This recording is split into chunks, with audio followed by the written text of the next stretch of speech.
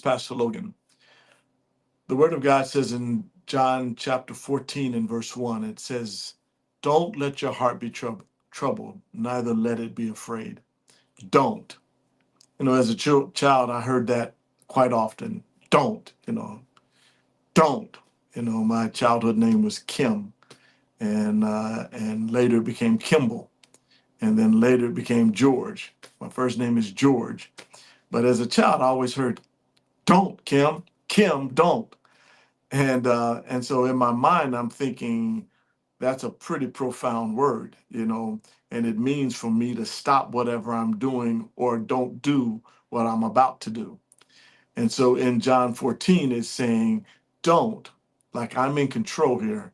And that's what my parents would be saying to me, "You're in control. Don't do that." Uh, and so Jesus is telling us a very positive negative. In other words, don't, but it's a very positive. In other words, he's trying to tell us to trust him. Don't let your heart be troubled. You trust in me, trust also in God, or you trust God, trust also in me. Don't let your heart be troubled. So that's a command from God, and it's a very strong command, I believe. And he's saying, don't be troubled. Don't allow yourself to be troubled. Don't allow ourselves to be troubled about anything. When we are agitated or anxious in our minds, it's an indicator that we have ventured into an area that we are not supposed to go. We are now off limits. Something is off limits to us. And so the don't there is don't go into the land of worry. Don't go into the land of over concern. Don't go in the land of anxiety.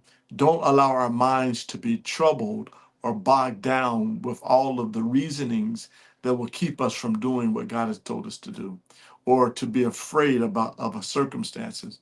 So when you hear that word don't treat it as something that is just real light and fluffy and feathery.